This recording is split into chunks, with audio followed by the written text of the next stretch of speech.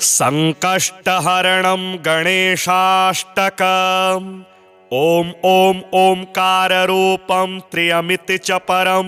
यत्स्वरूपं तुरीयं त्रैगुण्यातीतनीलं कलयति मनसस्तेजसिन्दूरमूर्तिं योगीन्द्रैर्ब्रह्मरन्ध्रैः सकलगुणमयं श्रीहरेन्द्रेण संगं गं गं गं गं गणेशं गजमुखमभितो व्यापकं चिन्तयन्ति वं वं वं विघ्नराजं भजति निजभुजे दक्षिणे न्यस्तशुण्डं क्रं क्रं क्रं क्रोधमुद्रा दलितरिपुबलं कल्पवृक्षस्य मूले दं दं दं दन्तमेकं दधति मुनिमुखं कामधेन्वा निषेव्यम् धम धम धम धारयन्तं धनदमतिघियं सिद्धिबुद्धिद्वितीयं तुंग तुंग तुंग तुंगरूपं गगनपथिगतं व्याप्नुवन्तं दिगन्तान् क्लीं क्लीं क्लींकारनाथं गलितमदमिलल्लोलमत्तालिमालं ह्रीं ह्रीं ह्रींकारपिङ्गं सकलमुनिवर ध्येयमुण्डं च शुण्डं श्रीं श्रीं श्रीं श्रीं श्रयन्तं निखिलनिधिकुलं नौमि हेरम्बबिम्बं लौं लौं लौंकारमाद्यं प्रणवमिव पदं मन्त्रमुक्तावलीनां शुद्धं विघ्नेशबीजं शशिकरसदृशं योगिनां ध्यानगम्यं डम डम डम डामरूपं दलितभवभयं सूर्यकोटिप्रकाशं यं यं यं यज्ञनाथं जपति मुनिवरो बाह्यमभ्यन्तरं च हुं हुं हुं हेमवर्णं श्रुतिगणितगुणं शूर्पकर्णं कृपालुं ध्येयं सूर्यस्य बिम्बं युरसि च विलसत् सर्पयज्ञोपवीतम् स्वाहा हुं फट् नमोऽन्तेष्ठठठ सहितः पल्लवः सेव्यमानं मन्त्राणां सप्तकोटि प्रगुणितमहिमा धारमीशं प्रपद्ये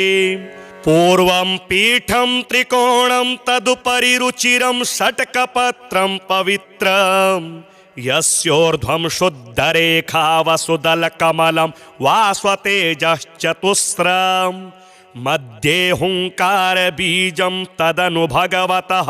स्वांगषट्कं षडस्रे अष्टौ शक्तिश्च सिद्धिर्बहुलगणपतिर्विष्टरश्चाष्टकं च धर्माद्यष्टौ प्रसिद्धा दश दिशि विदिता वा ध्वजाल्यः कपालं तस्य सेत्रादिनाथं मुनिकुलमखिलं मन्त्रमुद्रामहेशम् एवं यो भक्तियुक्तो जपति गणपतिं पुष्पधूपाक्षताद्यैर्नैवेद्यैर्मोदकानां स्तुतियुतविलसद् गीतवादित्रनादेः राजानस्तस्य वृत्त्या इव युवतिकुलं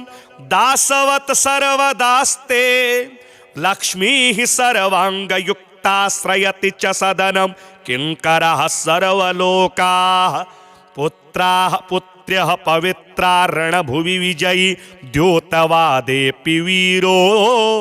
यस्येषो विघ्नराजो निवसति हृदये भक्तिभाग्यस्य रुद्रः ॐ ॐ ओंकाररूपं त्र्यमिति च परं यत्स्वरूपं तुरीयं त्रैगुण्यातीतनीलं कलयति मनसस्तेजसिन्दूरमूर्तिं योगीन्द्रैर्ब्रह्मरन्ध्रैः सकलगुणमयं श्रीहरेन्द्रेण संगं गं गं गं गं गणेशं गजमुखमभितो व्यापकं चिन्तयन्ति वं वं वं विघ्नराजं भजति निजभुजे दक्षिणे न्यस्तशुण्डं क्रं क्रं क्रं क्रोधमुद्रा दलितरिपुबलं कल्पवृक्षस्य मूले दम दम दम दन्तमेकं दधति मुनिमुखं कामधेन्वा निषेव्यम् धम धम धम धारयन्तं धनदमतिघियं सिद्धिबुद्धिद्वितीयं तुंग तुंग तुंग तुंगरूपं गगनपथिगतं व्याप्नुवन्तं दिगन्तान् क्लीं क्लीं क्लींकारनाथं गलितमदमिलल्लोलमत्तालिमालम् ह्रीं ह्रीं ह्रींकारपिङ्गं सकलमुनिवर ध्येयमुण्डं च शुण्डं श्रीं श्रीं श्रीं श्रीं श्रयन्तं निखिलनिधिकुलं नौमि हेरम्बबिम्बम् लौं लौं लौंकारमाद्यं प्रणवमिव पदं मन्त्रमुक्तावलीनां शुद्धं विघ्नेशबीजं शशिकरसदृशं योगिनां ध्यानगम्यं डं डं डं डामरूपं दलितभवभयं सूर्यकोटिप्रकाशं यं यं यं यज्ञनाथं जपति मुनिवरो बाह्यमभ्यन्तरं च हुं हुं हुं हेमवर्णं श्रुतिगणितगुणं शूर्पकर्णं कृपालुं ध्येयं सूर्यस्य बिम्बं युरसि च विलसत् सर्पयज्ञोपवीतं स्वाहा हुं फट् नमोऽन्तेष्टठठठ सहितः पल्लवः सेव्यमानं मन्त्राणां सप्तकोटि प्रगुणितमहिमा धारमीशं प्रपद्ये पूर्वं पीठं त्रिकोणं तदुपरि रुचिरं षट्कपत्रं पवित्रं यस्योर्ध्वं शुद्धरेखा वसुदलकमलं वास्वतेजश्चतुस्रं मध्ये हुंकारबीजं तदनु भगवतः स्वाङ्गषट्कं षडस्रे अष्टौ शक्तिश्च सिद्धिर्बहुलगणपतिर्विष्टरश्चाष्टकं च धर्माद्यष्टौ प्रसिद्धा दश दिशि विदिता वा ध्वजाल्यः कपालं तस्य सेत्रादिनाथं मुनिकुलमखिलं मन्त्रमुद्रामहेशम् एवं यो भक्तियुक्तो जपति गणपतिं पुष्पधूपाक्षताद्यैर्नैवेद्यैर्मोदकानां स्तुतियुतविलसद् गीतवादित्रनादेः राजानस्तस्य वृत्त्या इव युवतिकुलं दासवत् सर्वदास्ते लक्ष्मीः सर्वाङ्गयुक्ताश्रयति च सदनं किङ्करः सर्वलोकाः पुत्राः पुत्र्यः पवित्रा रणभुवि विजयी द्योतवादेऽपि वीरो यस्येषो विघ्नराजो निवसति हृदये भक्तिभाग्यस्य रुद्रः ॐ ॐ ओंकाररूपं त्र्यमिति च परं यत्स्वरूपं तुरीयं त्रैगुण्यातीतनीलं कलयति मनसस्तेजसिन्दूरमूर्तिं योगीन्द्रैर्ब्रह्मरन्ध्रैः सकलगुणमयं श्रीहरेन्द्रेण संगं गं गं गं गं गणेशं गजमुखमभितो व्यापकं चिन्तयन्ति वं वं वं विघ्नराजं भजति निजभुजे दक्षिणे न्यस्तशुण्डं क्रं क्रं क्रं क्रोधमुद्रा दलितरिपुबलं कल्पवृक्षस्य मूले दं दं दं दन्तमेकं दधति मुनिमुखं कामधेन्वा निषेव्यं धं धं धं धारयन्तं धनदमतिघियं सिद्धिबुद्धिद्वितीयं तुंग तुंग तुंग तुंगरूपं गगनपथिगतं व्याप्नुवन्तं दिगन्तान् क्लीं क्लीं क्लींकारनाथं गलितमदमिलल्लोलमत्तालिमालम् ह्रीं ह्रीं ह्रींकारपिङ्गं सकलमुनिवर ध्येयमुण्डं च शुण्डं श्रीं श्रीं श्रीं श्रीं श्रयन्तं निखिलनिधिकुलं नौमि हेरम्बबिम्बम् लौं लौं लौंकारमाद्यं प्रणवमिव पदं मन्त्रमुक्तावलीनां शुद्धं विघ्नेशबीजं शशिकरसदृशं योगिनां ध्यानगम्यं डं डं डं डामरूपं दलितभवभयं सूर्यकोटिप्रकाशं यं यं यं यज्ञनाथं जपति मुनिवरो बाह्यमभ्यन्तरं च हुं हुं हुं हेमवर्णं श्रुतिगणितगुणं शूर्पकर्णं कृपालुं ध्येयं सूर्यस्य बिम्बं युरसि च विलसत् सर्पयज्ञोपवीतम् स्वाहा हुं फट् नमोऽन्तेष्टठठट सहितः पल्लवः सेव्यमानम् मन्त्राणां सप्तकोटि प्रगुणितमहिमा धारमीशं प्रपद्ये पूर्वं पीठं त्रिकोणं तदुपरि रुचिरं षट्कपत्रं पवित्रम् यस्योर्ध्वं शुद्धरेखा वसुदलकमलं वास्वतेजश्चतुस्रम् मध्ये हुङ्कारबीजं तदनु भगवतः स्वाङ्गषट्कं षडस्रे अष्टौ शक्तिश्च सिद्धिर्बहुलगणपतिर्विष्टरश्चाष्टकं च धर्माद्यष्टौ प्रसिद्धा दश दिशि विदिता वा ध्वजाल्यः कपालम् तस्य सेत्रादिनाथं मुनिकुलमखिलं मन्त्रमुद्रामहेशम् एवं यो भक्तियुक्तो जपति गणपतिं पुष्पधूपाक्षताद्यैर्नैवेद्यैर्मोदकानां स्तुतियुतविलसद् गीतवादित्रनादेः राजानस्तस्य वृत्त्या इव युवतिकुलं दासवत् सर्वदास्ते लक्ष्मीः सर्वाङ्गयुक्ताश्रयति च सदनं किङ्करः सर्वलोकाः पुत्राः पुत्र्यः पवित्रा रणभुवि विजयी द्योतवादेऽपि वीरो यस्येषो विघ्नराजो निवसति हृदये भक्तिभाग्यस्य रुद्रः ॐ ॐ ओंकाररूपं त्र्यमिति च परं यत्स्वरूपं तुरीयम् त्रैगुण्यातीतनीलं कलयति मनसस्तेजसिन्दूरमूर्तिम् योगीन्द्रैर्ब्रह्मरन्ध्रैः सकलगुणमयं श्रीहरेन्द्रेण सङ्गम् गं गं गं गं गणेशं गजमुखमभितो व्यापकं चिन्तयन्ति वं वं वं विघ्नराजं भजति निजभुजे दक्षिणे न्यस्तशुण्डम् क्रं क्रं क्रं क्रोधमुद्रा दलितरिपुबलं कल्पवृक्षस्य मूले दं दं दं दन्तमेकं दधति मुनिमुखं कामधेन्वा निषेव्यम् धं धं धं धारयन्तं धनदमतिघियं सिद्धिबुद्धिद्वितीयम् तुं तुं तुं तुङ्गरूपं गगनपथिगतं व्याप्नुवन्तं दिगन्तान् क्लीं क्लीं क्लीङ्कारनाथं गलितमदमिलल्लोलमत्तालिमालम् ह्रीं ह्रीं ह्रीङ्कारपिङ्गं सकलमुनिवर ध्येयमुण्डं च शुण्डम् श्रीं श्रीं श्रीं श्रीं श्रयन्तं निखिलनिधिकुलं नौमि हेरम्बबिम्बम् लौं लौं लौङ्कारमाद्यं प्रणवमिव पदं मन्त्रमुक्तावलीनां शुद्धं विघ्नेशबीजं शशिकरसदृशं योगिनां ध्यानगम्यम् डं डं डं डामरूपं दलितभवभयं सूर्यकोटिप्रकाशम् यं यं यं यज्ञनाथं जपति मुनिवरो बाह्यमभ्यन्तरं च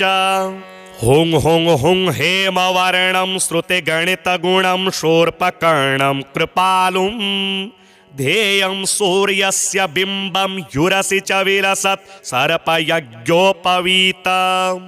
स्वाहा हुं फट् नमोऽन्तेष्टठठट सहितः पल्लवः सेव्यमानम् मन्त्राणां सप्तकोटि प्रगुणितमहिमा धारमीशं प्रपद्ये पूर्वं पीठं त्रिकोणं तदुपरि रुचिरं षट्कपत्रं पवित्रम् यस्योर्ध्वं शुद्धरेखा वसुदलकमलं वास्वतेजश्चतुस्रम् मध्ये हुङ्कारबीजं तदनु भगवतः स्वाङ्गषट्कं षडस्रे अष्टौ शक्तिश्च सिद्धिर्बहुलगणपतिर्विष्टरश्चाष्टकं च धर्माद्यष्टौ प्रसिद्धा दश दिशि विदिता वा ध्वजाल्यः कपालम् तस्य सेत्रादिनाथं मुनिकुलमखिलं मन्त्रमुद्रामहेशम् एवं यो भक्तियुक्तो जपति गणपतिं पुष्पधूपाक्षताद्यैर्नैवेद्यैर्मोदकानां स्तुतियुतविलसद् गीतवादित्रनादेः राजानस्तस्य वृत्त्या इव युवतिकुलं दासवत् सर्वदास्ते लक्ष्मीः सर्वाङ्गयुक्ताश्रयति च सदनं किङ्करः सर्वलोकाः पुत्राः पुत्र्यः पवित्रा रणभुवि विजयी द्योतवादेऽपि वीरो यस्येषो विघ्नराजो निवसति हृदये भक्तिभाग्यस्य रुद्रः ॐ ॐ ओंकाररूपं त्र्यमिति च परं यत्स्वरूपं तुरीयं त्रैगुण्यातीतनीलं कलयति मनसस्तेजसिन्दूरमूर्तिम् योगीन्द्रैर्ब्रह्मरन्ध्रैः सकलगुणमयं श्रीहरेन्द्रेण सङ्गं गं गं गं गं गणेशं गजमुखमभितो व्यापकं चिन्तयन्ति वं वं वं विघ्नराजं भजति निजभुजे दक्षिणे न्यस्तशुण्डं क्रं क्रं क्रं क्रोधमुद्रा दलितरिपुबलं कल्पवृक्षस्य मूले दं दं दं दन्तमेकं दधति मुनिमुखं कामधेन्वा निषेव्यं धं धं धं धारयन्तं धनदमतिघियं सिद्धिबुद्धिद्वितीयं तुं तुं तुं तुङ्गरूपं गगनपथिगतं व्याप्नुवन्तं दिगन्तान् क्लीं क्लीं क्लींकारनाथं गलितमदमिलल्लोलमत्तालिमालम् ह्रीं ह्रीं ह्रींकारपिङ्गं सकलमुनिवर ध्येयमुण्डं च शुण्डं श्रीं श्रीं श्रीं श्रीं श्रयन्तं निखिलनिधिकुलं नौमि हेरम्बबिम्बं लौं लौं लौङ्कारमाद्यं प्रणवमिव पदं मन्त्रमुक्तावलीनां शुद्धं विघ्नेशबीजं शशिकरसदृशं योगिनां ध्यानगम्यम् डम डम डम डामरूपं दलितभवभयं सूर्यकोटिप्रकाशं यं यं यं यज्ञनाथं जपति मुनिवरो बाह्यमभ्यन्तरं च हुं हुं हुं हेमवर्णं श्रुतिगणितगुणं शूर्पकर्णं कृपालुं ध्येयं सूर्यस्य बिम्बं युरसि च विलसत् सर्पयज्ञोपवीतम् स्वाहा हुं फट् नमोऽन्तेष्टठठठ सहितः पल्लवः सेव्यमानं मन्त्राणां सप्तकोटि प्रगुणितमहिमा धारमीशं प्रपद्ये पूर्वं पीठं त्रिकोणं तदुपरि रुचिरं षट्कपत्रं पवित्रम् यस्योर्ध्वं शुद्धरेखा वसुदलकमलं वास्वतेजश्चतुस्रम् मध्ये हुंकारबीजं तदनु भगवतः स्वाङ्गषट्कं षडस्रे अष्टौ शक्तिश्च सिद्धिर्बहुलगणपतिर्विष्टरश्चाष्टकं च धर्माद्यष्टौ प्रसिद्धा दश दिशि विदिता वा ध्वजाल्यः कपालम् तस्य सेत्रादिनाथं मुनिकुलमखिलं मन्त्रमुद्रामहेशम् एवं यो भक्तियुक्तो जपति गणपतिं पुष्पधूपाक्षताद्यैर्नैवेद्यैर्मोदकानां स्तुतियुतविलसद् गीतवादित्रनादेः राजानस्तस्य वृत्त्या इव युवतिकुलं दासवत् सर्वदास्ते लक्ष्मीः सर्वाङ्गयुक्ताश्रयति च सदनं किङ्करः सर्वलोकाः पुत्राः पुत्र्यः पवित्रा रणभुवि विजयी द्योतवादेऽपि वीरो यस्येषो विघ्नराजो निवसति हृदये भक्तिभाग्यस्य रुद्रः। ॐ ॐ ओंकाररूपं त्र्यमिति च परं यत्स्वरूपं तुरीयं त्रैगुण्यातीतनीलं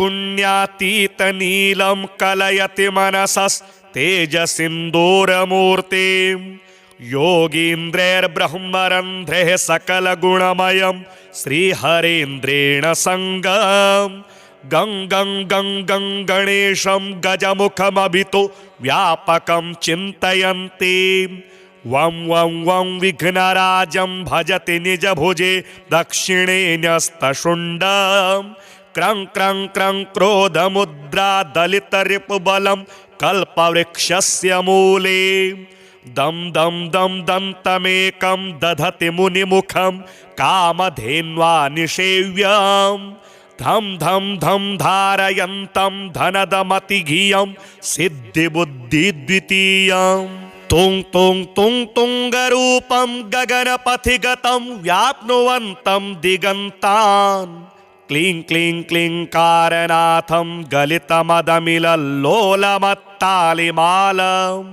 ह्रीं ह्रीं ह्रींकारपिङ्गं सकलमुनिवर ध्येयमुण्डं च शुण्डं श्रीं श्रीं श्रीं श्रीं श्रयन्तं निखिलनिधिकुलं नौमि हेरम्बबिम्बं लौं लौं लौंकारमाद्यं प्रणवमिव पदं मन्त्रमुक्तावलीनां शुद्धं विघ्नेशबीजं शशिकरसदृशं योगिनां ध्यानगम्यं डं डं डं डामरूपं दलितभवभयं सूर्यकोटिप्रकाशं यं यं यं यज्ञनाथं जपति मुनिवरो बाह्यमभ्यन्तरं च हुं हुं हुं हेमवर्णं श्रुतिगणितगुणं शूर्पकर्णं कृपालुं ध्येयं सूर्यस्य बिम्बं युरसि च विलसत् सर्पयज्ञोपवीतम् स्वाहा हुं फट् नमोऽन्तेष्टठठट सहितः पल्लवः सेव्यमानं मन्त्राणां सप्तकोटि प्रगुणितमहिमा धारमीशं प्रपद्ये पूर्वं पीठं त्रिकोणं तदुपरि रुचिरं षट्कपत्रं पवित्रं यस्योर्ध्वं शुद्धरेखा वसुदलकमलं वास्वतेजश्चतुस्रम् मध्ये हुंकारबीजं तदनु भगवतः स्वाङ्गषट्कं षडस्रे अष्टौ शक्तिश्च सिद्धिर्बहुलगणपतिर्विष्टरश्चाष्टकं च धर्माद्यष्टौ प्रसिद्धा दश दिशि विदिता वा ध्वजाल्यः कपालम् तस्य सेत्रादिनाथं मुनिकुलमखिलं मन्त्रमुद्रामहेशम् एवं यो भक्तियुक्तो जपति गणपतिं पुष्पधूपाक्षताद्यैर्नैवेद्यैर्मोदकानां स्तुतियुतविलसद् गीतवादित्रनादेः राजानस्तस्य वृत्त्या इव युवतिकुलं दासवत् सर्वदास्ते लक्ष्मीः सर्वाङ्गयुक्ताश्रयति च सदनं किङ्करः सर्वलोकाः पुत्राः पुत्र्यः पवित्रा रणभुवि विजयी द्योतवादेऽपि वीरो यस्येषो विघ्नराजो निवसति हृदये भक्तिभाग्यस्य रुद्रः ॐ ॐ ओंकाररूपं त्र्यमिति च परं यत्स्वरूपं तुरीयं त्रैगुण्यातीतनीलं कलयति मनसस्तेजसिन्दूरमूर्तिं योगीन्द्रैर्ब्रह्मरन्ध्रैः सकलगुणमयं श्रीहरेन्द्रेण सङ्गम् गं गं गं गं गणेशं गजमुखमभितो व्यापकं चिन्तयन्ति वं वं वं विघ्नराजं भजति निजभुजे दक्षिणे न्यस्तशुण्डं क्रं क्रं क्रं क्रोधमुद्रा दलितरिपुबलं कल्पवृक्षस्य मूले दं दं दं दन्तमेकं दधति मुनिमुखं कामधेन्वा निषेव्यम्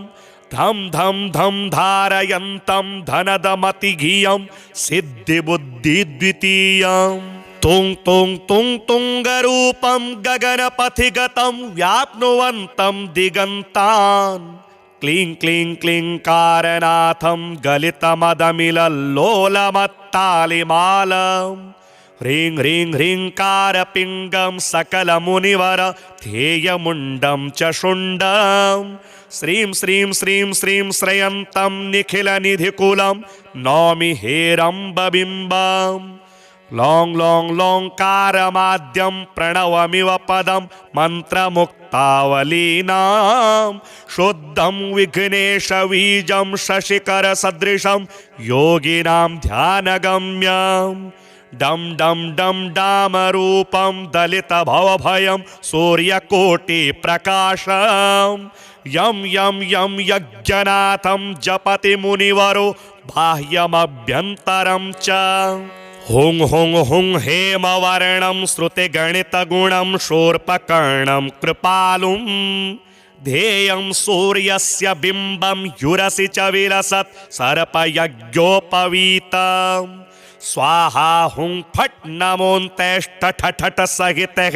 पल्लवः सेव्यमानं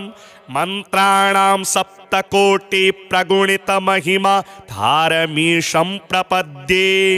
पूर्वं पीठं त्रिकोणं तदुपरि रुचिरं षट्कपत्रं पवित्रं यस्योर्ध्वं शुद्धरेखा वसुदलकमलं वास्वतेजश्चतुस्रं मध्ये हुङ्कारबीजं तदनु भगवतः स्वाङ्गषट्कं षडस्रे अष्टौ शक्तिश्च सिद्धिर्बहुलगणपतिर्विष्टरश्चाष्टकं च धर्माद्यष्टौ प्रसिद्धा दश दिशि विदिता वा ध्वजाल्यः कपालं तस्य सेत्रादिनाथं मुनिकुलमखिलं मन्त्रमुद्रामहेशम् एवं यो भक्तियुक्तो जपति गणपतिं पुष्पधूपाक्षताद्यैर्नैवेद्यैर्मोदकानां स्तुतियुतविलसद् गीतवादित्रनादेः राजानस्तस्य वृत्त्या इव युवतिकुलं दासवत् सर्वदास्ते लक्ष्मीः सर्वाङ्गयुक्ताश्रयति च सदनं किङ्करः सर्वलोकाः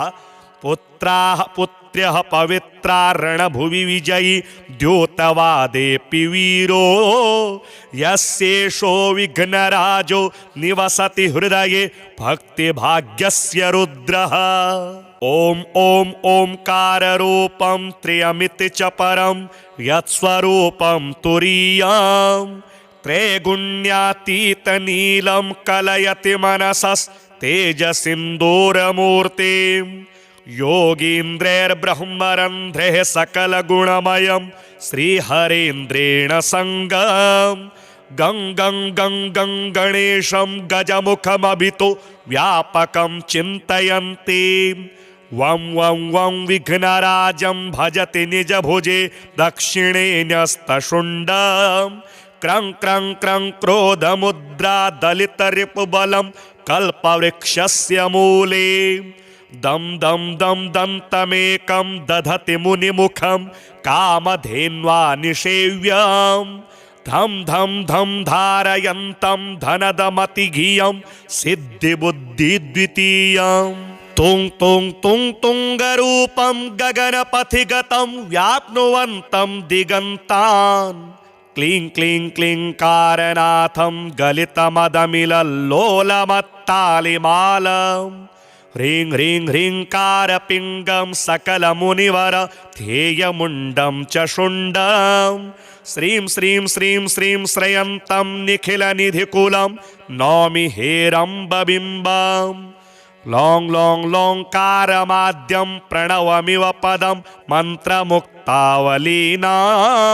शुद्धं विघ्नेशबीजं शशिकरसदृशं योगिनां ध्यानगम्यं डं डं डं डामरूपं दलितभवभयं सूर्यकोटिप्रकाशं यं यं यं यज्ञनाथं जपति मुनिवरो बाह्यमभ्यन्तरं च हुं हुं हुं हेमवर्णं श्रुतिगणितगुणं शूर्पकर्णं कृपालुं ध्येयं सूर्यस्य बिम्बं युरसि च विलसत् सर्पयज्ञोपवीतम् स्वाहा हुं फट् नमोऽन्तेष्टठठट सहितः पल्लवः सेव्यमानम् मन्त्राणां सप्तकोटि प्रगुणितमहिमा धारमीशं प्रपद्ये पूर्वं पीठं त्रिकोणं तदुपरि रुचिरं षट्कपत्रं पवित्रम् यस्योर्ध्वं शुद्धरेखा वसुदलकमलं वास्वतेजश्चतुस्रम् मध्ये हुङ्कारबीजं तदनु भगवतः स्वाङ्गषट्कं षडस्रे अष्टौ शक्तिश्च सिद्धिर्बहुलगणपतिर्विष्टरश्चाष्टकं च धर्माद्यष्टौ प्रसिद्धा दश दिशि विदिता वा ध्वजाल्यः कपालम् तस्य सेत्रादिनाथं मुनिकुलमखिलं मन्त्रमुद्रामहेशम् एवं यो भक्तियुक्तो जपति गणपतिं पुष्पधूपाक्षताद्यैर्नैवेद्यैर्मोदकानां स्तुतियुतविलसद् गीतवादित्रनादेः राजानस्तस्य वृत्त्या इव युवतिकुलं दासवत् सर्वदास्ते लक्ष्मीः सर्वाङ्गयुक्ताश्रयति च सदनं किङ्करः सर्वलोकाः पुत्राः पुत्र्यः पवित्रा रणभुवि विजयी द्योतवादेऽपि वीरो यस्येषो विघ्नराजो निवसति हृदये भक्तिभाग्यस्य रुद्रः ॐ ॐ ओंकाररूपं त्र्यमिति च परं यत्स्वरूपं तुरीयम् त्रैगुण्यातीतनीलं कलयति मनसस्तेजसिन्दूरमूर्तिम् योगीन्द्रैर्ब्रह्मरन्ध्रैः सकलगुणमयं श्रीहरेन्द्रेण सङ्गम् गं गं गं गं गणेशं गजमुखमभितो व्यापकं चिन्तयन्ति वं वं वं विघ्नराजं भजति निजभुजे दक्षिणे न्यस्तशुण्डम् क्रं क्रं क्रं क्रोधमुद्रा दलितरिपुबलं कल्पवृक्षस्य मूले दं दं दं दन्तमेकं दधति मुनिमुखं कामधेन्वा निषेव्यम् धं धं धं धारयन्तं धनदमतिघियं सिद्धिबुद्धिद्वितीयम् तुं तुं तुं तुङ्गरूपं गगनपथिगतं व्याप्नुवन्तं दिगन्तान् क्लीं क्लीं क्लीङ्कारनाथं गलितमदमिलल्लोलमत्तालिमालम् ह्रीं ह्रीं ह्रीङ्कारपिङ्गं सकलमुनिवर ध्येयमुण्डं च शुण्डं श्रीं श्रीं श्रीं श्रीं श्रयन्तं निखिलनिधिकुलं नौमि हेरम्बबिम्बम् लों लों लोङ्कारमाद्यं प्रणवमिव पदं मन्त्रमुक्तावलीनां शुद्धं विघ्नेशबीजं शशिकरसदृशं योगिनां ध्यानगम्यम् डं डं डं डामरूपं दलितभवभयं सूर्यकोटिप्रकाशं यं यं यं यज्ञनाथं जपति मुनिवरो बाह्यमभ्यन्तरं च हुं हुं हुं हेमवर्णं श्रुतिगणितगुणं शूर्पकर्णं कृपालुं ध्येयं सूर्यस्य बिम्बं युरसि च विलसत् सर्पयज्ञोपवीतम् स्वाहा हुं फट् नमोऽन्तेष्टठठट सहितः पल्लवः सेव्यमानम् मन्त्राणां सप्तकोटि प्रगुणितमहिमा धारमीशं प्रपद्ये पूर्वं पीठं त्रिकोणं तदुपरि रुचिरं षट्कपत्रं पवित्रम् यस्योर्ध्वं शुद्धरेखा वसुदलकमलं वास्वतेजश्चतुस्रम् मध्ये हुङ्कारबीजं तदनु भगवतः स्वाङ्गषट्कं षडस्रे अष्टौ शक्तिश्च सिद्धिर्बहुलगणपतिर्विष्टरश्चाष्टकं च धर्माद्यष्टौ प्रसिद्धा दश दिशि विदिता वा ध्वजाल्यः कपालम् तस्य सेत्रादिनाथं मुनिकुलमखिलं मन्त्रमुद्रामहेशम् एवं यो भक्तियुक्तो जपति गणपतिं पुष्पधूपाक्षताद्यैर्नैवेद्यैर्मोदकानां स्तुतियुतविलसद् गीतवादित्रनादेः राजानस्तस्य वृत्त्या इव युवतिकुलं दासवत् सर्वदास्ते लक्ष्मीः सर्वाङ्गयुक्ताश्रयति च सदनं किङ्करः सर्वलोकाः पुत्राः पुत्र्यः पवित्रा रणभुवि विजयी द्योतवादेऽपि वीरो यस्येषो विघ्नराजो निवसति हृदये भक्तिभाग्यस्य रुद्रः ॐ ॐ ओंकाररूपं त्र्यमिति च परं यत्स्वरूपं तुरीयम् त्रैगुण्यातीतनीलं कलयति मनसस्तेजसिन्दूरमूर्तिम् योगीन्द्रैर्ब्रह्मरन्ध्रैः सकलगुणमयं श्रीहरेन्द्रेण सङ्गम् गं गं गं गं गणेशं गजमुखमभितो व्यापकं चिन्तयन्ति वं वं वं विघ्नराजं भजति निजभुजे दक्षिणे न्यस्तशुण्डम् क्रं क्रं क्रं क्रोधमुद्रा दलितरिपुबलं कल्पवृक्षस्य मूले दं दं दं दन्तमेकं दधति मुनिमुखं कामधेन्वा निषेव्यम्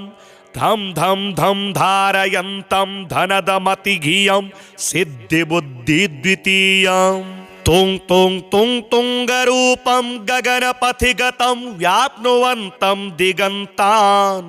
क्लीं क्लीं क्लींकारनाथं गलितमदमिलल्लोलमत्तालिमालम् ह्रीं ह्रीं ह्रींकारपिङ्गं सकलमुनिवर ध्येयमुण्डं च शुण्डं श्रीं श्रीं श्रीं श्रीं श्रयन्तं निखिलनिधिकुलं नौमि हेरम्बबिम्बम् लौं लौं लौङ्कारमाद्यं प्रणवमिव पदं मन्त्रमुक्तावलीनां शुद्धं विघ्नेशबीजं शशिकरसदृशं योगिनां ध्यानगम्यम् डं डं डं डामरूपं दलितभवभयं सूर्यकोटिप्रकाशं यं यं यं यज्ञनाथं जपति मुनिवरो बाह्यमभ्यन्तरं च हुं हुं हुं हेमवर्णं श्रुतिगणितगुणं शूर्पकर्णं कृपालुं ध्येयं सूर्यस्य बिम्बं युरसि च विलसत् सर्पयज्ञोपवीतम् स्वाहा हुं फट् नमोऽन्तेष्टठठठ सहितः पल्लवः सेव्यमानम् मन्त्राणां सप्तकोटि प्रगुणितमहिमा धारमीशं प्रपद्ये पूर्वं पीठं त्रिकोणं तदुपरि रुचिरं षट्कपत्रं पवित्रम् यस्योर्ध्वं शुद्धरेखा वसुदलकमलं वास्वतेजश्चतुस्रम् मध्ये हुङ्कारबीजं तदनु भगवतः स्वाङ्गषट्कं षडस्रे अष्टौ शक्तिश्च सिद्धिर्बहुलगणपतिर्विष्टरश्चाष्टकं च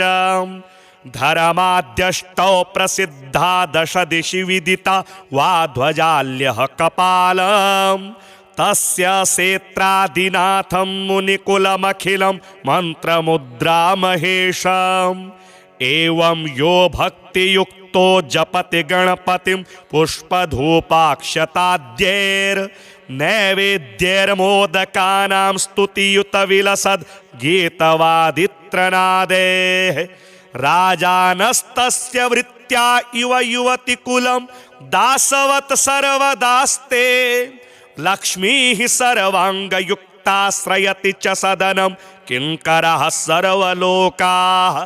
पुत्राः पुत्र्यः पवित्रा रणभुवि विजयी द्योतवादेऽपि वीरो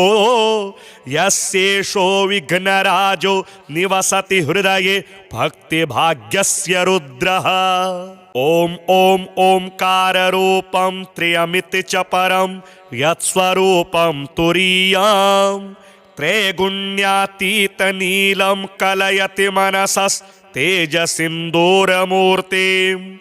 योगीन्द्रैर्ब्रह्मरन्ध्रैः सकलगुणमयं श्रीहरेन्द्रेण सङ्गम् गं गं गं गं गणेशं गजमुखमभितो व्यापकं चिन्तयन्ति वं वं वं विघ्नराजं भजति निजभुजे दक्षिणे न्यस्तशुण्डं क्रं क्रं क्रं क्रोधमुद्रा दलितरिपुबलं कल्पवृक्षस्य मूले दं दं दं दन्तमेकं दधति मुनिमुखं कामधेन्वा निषेव्यम् धम धम धम धारयन्तं धनदमतिघियं सिद्धिबुद्धिद्वितीयं तुं तुं तुं तुंगरूपं गगनपथिगतं व्याप्नुवन्तं दिगन्तान् क्लीं क्लीं क्लींकारनाथं गलितमदमिलल्लोलमत्तालिमालं ह्रीं ह्रीं ह्रींकारपिङ्गं सकलमुनिवर ध्येयमुण्डं च शुण्डं श्रीं श्रीं श्रीं श्रीं श्रयन्तं निखिलनिधिकुलं नौमि हेरम्बबिम्बं लौं लौं लौङ्कारमाद्यं प्रणवमिव पदं मन्त्रमुक्तावलीनां शुद्धं विघ्नेशबीजं शशिकरसदृशं योगिनां ध्यानगम्यम् डम डम डम डामरूपं दलितभवभयं सूर्यकोटिप्रकाशं यं यं यं यज्ञनाथं जपति मुनिवरो बाह्यमभ्यन्तरं च हुं हुं हुं हेमवर्णं श्रुतिगणितगुणं शूर्पकर्णं कृपालुं ध्येयं सूर्यस्य बिम्बं युरसि च विलसत् सर्पयज्ञोपवीतम् स्वाहा हुं फट् नमोऽन्तेष्टठठठ सहितः पल्लवः सेव्यमानं मन्त्राणां सप्तकोटि प्रगुणितमहिमा धारमीशं प्रपद्ये पूर्वं पीठं त्रिकोणं तदुपरि रुचिरं षट्कपत्रं पवित्रम् यस्योर्ध्वं शुद्धरेखा वसुदलकमलं वास्वतेजश्चतुस्रम् मध्ये हुंकारबीजं तदनु भगवतः स्वाङ्गषट्कं षडस्रे अष्टौ शक्तिश्च सिद्धिर्बहुलगणपतिर्विष्टरश्चाष्टकं च धर्माद्यष्टौ प्रसिद्धा दश दिशि विदिता वा ध्वजाल्यः कपालम् तस्य सेत्रादिनाथं मुनिकुलमखिलं मन्त्रमुद्रामहेशम् एवं यो भक्तियुक्तो जपति गणपतिं पुष्पधूपाक्षताद्यैर्नैवेद्यैर्मोदकानां स्तुतियुतविलसद् गीतवादित्रनादेः राजानस्तस्य वृत्त्या इव युवतिकुलं दासवत् सर्वदास्ते लक्ष्मीः सर्वाङ्गयुक्ताश्रयति च सदनं किङ्करः सर्वलोकाः पुत्राः पुत्र्यः पवित्रा रणभुवि विजयी द्योतवादेऽपि वीरो यस्येषो विघ्नराजो निवसति हृदये भक्तिभाग्यस्य रुद्रः।